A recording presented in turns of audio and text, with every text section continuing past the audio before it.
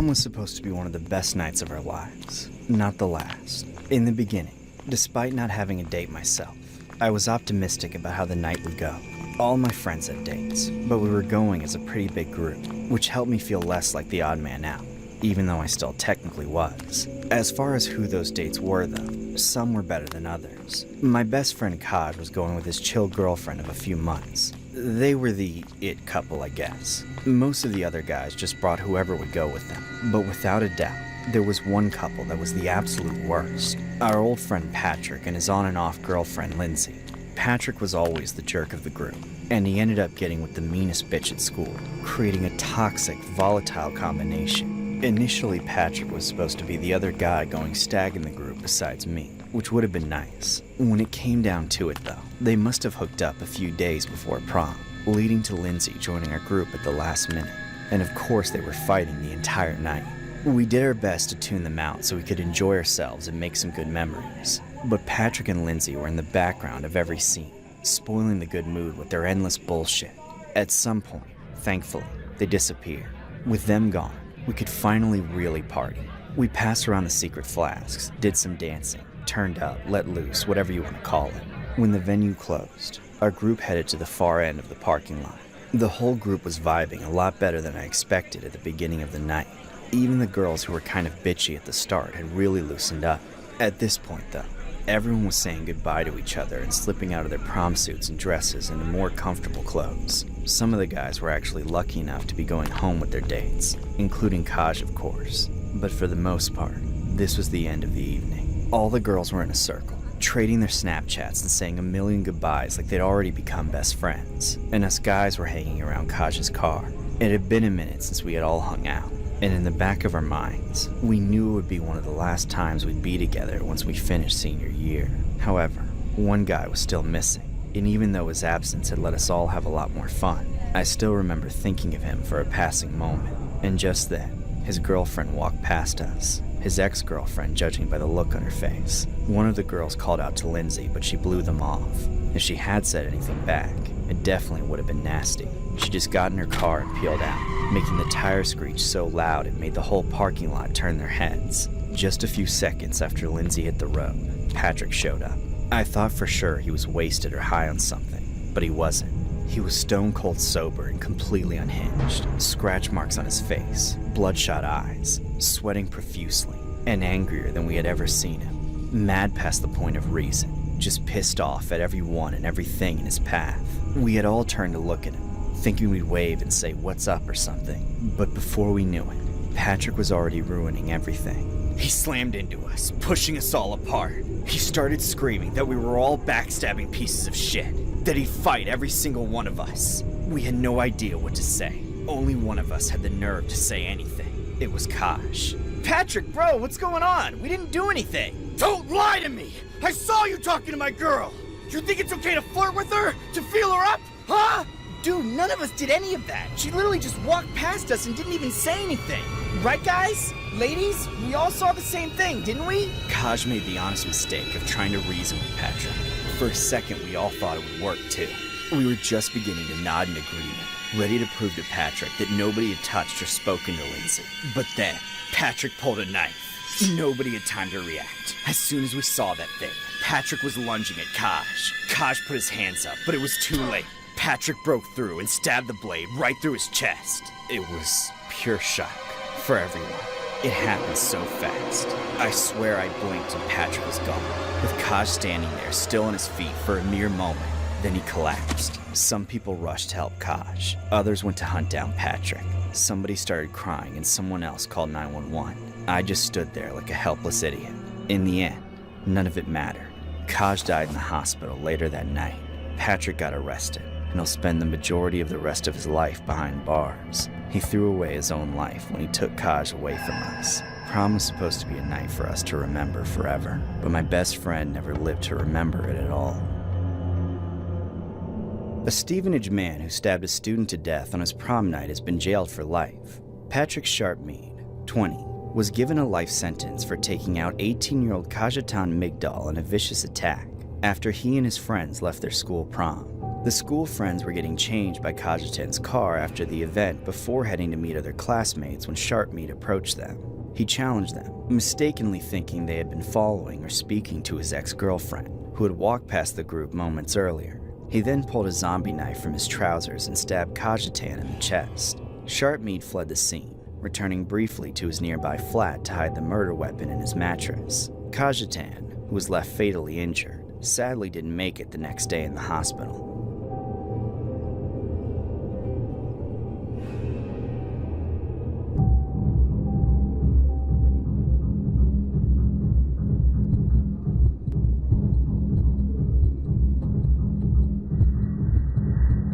When I was a sophomore in high school, a senior boy asked me to go to prom with him. The boy's name was Jeff. All I knew about him was that he got picked on by the other kids in his class because of his meek, soft appearance.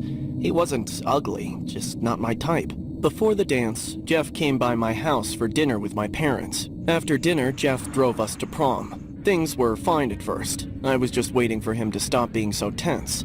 Our first and only dance of the evening was stiff and clunky. At the end of the song, he walked me over to the bleachers and told me to wait while he went to the bathroom. I waited and waited for over half an hour, feeling completely unwanted. He had abandoned me. I was sure of it. Fighting back tears, I stormed outside to the parking lot. By complete surprise, that's where I found Jeff, sitting in his car, cramming McDonald's down his throat. I confronted him. Then we bickered like a bitter old married couple for a while. I worked up to calling him something like a cuckold, prompting him to call me unbreedable. I was more than ready to leave, so I told Jeff to take me home. We arrived back earlier than my parents expected. Jeff and I only kept the charade going until he left. Obviously, I never expected us to have a second date.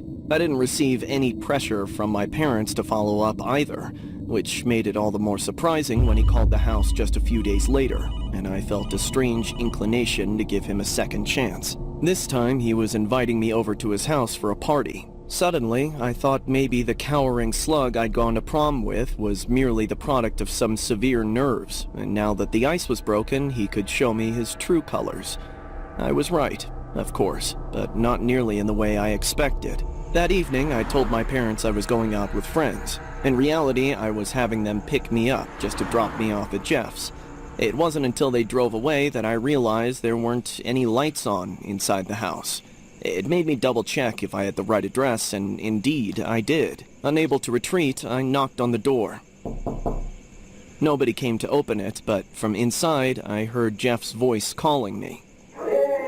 Reluctantly, I opened the door. The house was somehow darker on the inside than it appeared from the curb. The air was stale and dusty, with just the slightest smell of burning wax. His voice kept calling me. I found the candles lighting the way. I eventually found myself in the dining room, lit only by the same flickering candles, where I saw the other guests in the house. They were too young to be his parents, but too old to be from school, almost like random strangers pulled off the street.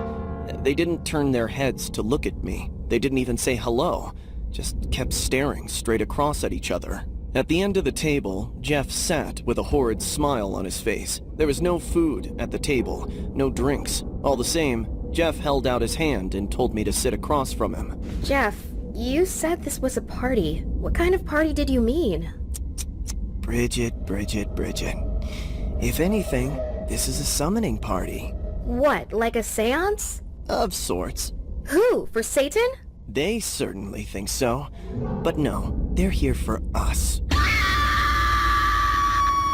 All at once, the other people at the table snapped their necks to look at me.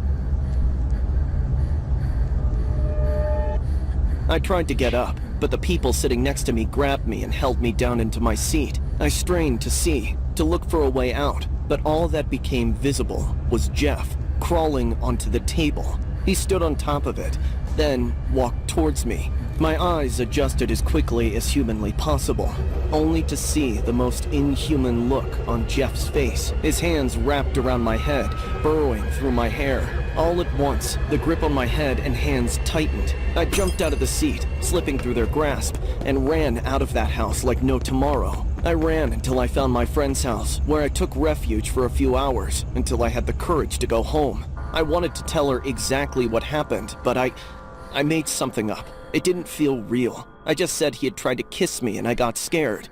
I didn't mention anything else. I did my best to forget about it. I managed pretty well for years, until I saw a familiar face on the news. A serial killer had been caught. That serial killer was my first prom date, Jeffrey Dahmer. Jeffrey Dahmer attended prom in Richfield, Ohio, with his date, Bridget Geiger. He was remembered as painfully shy, and just days after this event, he committed his first murder. Dahmer was described as polite but an extremely anxious and awkward date. Geiger's mother even had to help him pin on her corsage because his hands were shaking so severely. He barely spoke throughout the dance. He excused himself to go to McDonald's to grab food, got lost on the way back, and essentially vanished for hours before returning at the end of the evening. This prom photo is known as one of the most unsettling artifacts because it was taken just weeks before Dahmer claimed his first victim. In June 1978, shortly after graduating high school, he murdered a hitchhiker named Stephen Hicks, kicking off a 13-year killing spree.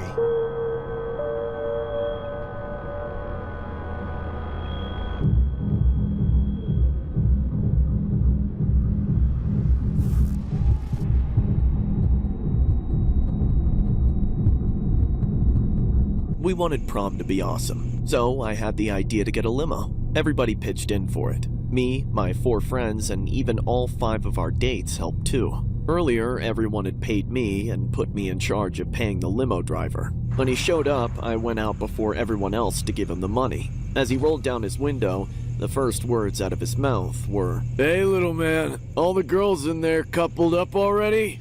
Or did you leave me some stragglers? What? You know, some scraps." Yo, I don't know if that's some kind of joke, but for your information, everyone is taken.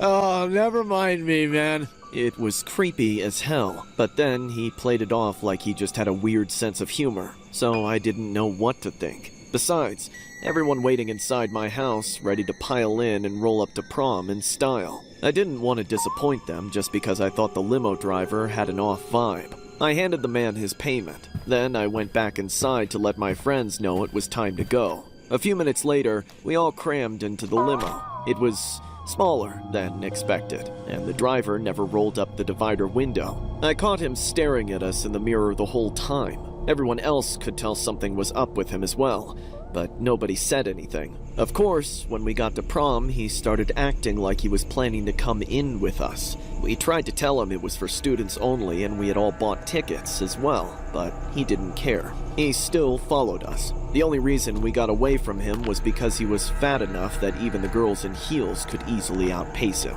Hours later, when prom was over and it was time to get back in the limo for the drive home, I realized what kind of shit I had gotten us into.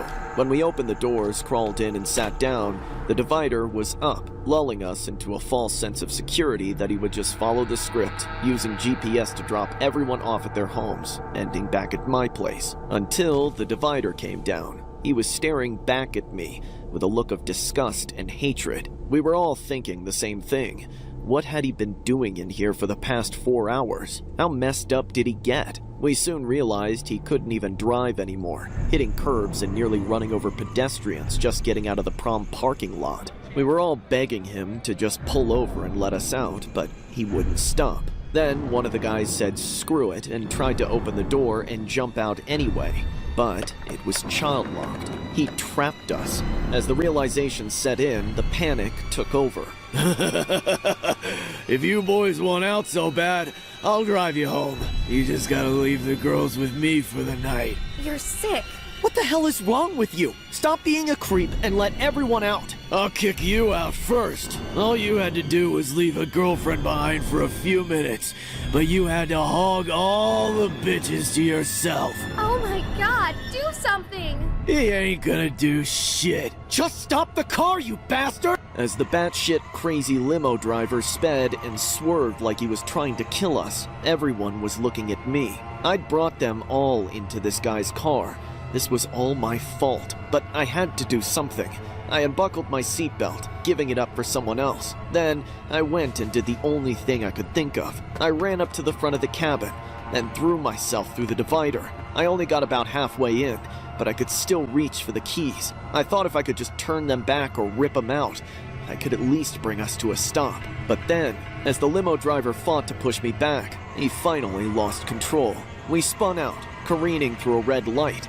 I saw the headlights coming straight for me, right before the limo spun a final quarter turn. I heard the truck horn blaring. Then, everything went black. I woke up in the hospital. I was one of the lucky ones. I was thrown into the windshield, nearly ejected from the vehicle, where I would have been crushed under the semi-truck that hit us. 2 of my friends died, and most of them back there suffered serious injuries that will permanently alter the course of their lives. The person most unscathed, like always, was the drunkest, the piece of shit driver. I still can't shake the guilt over what I did and didn't do that made that night turn out the way it did.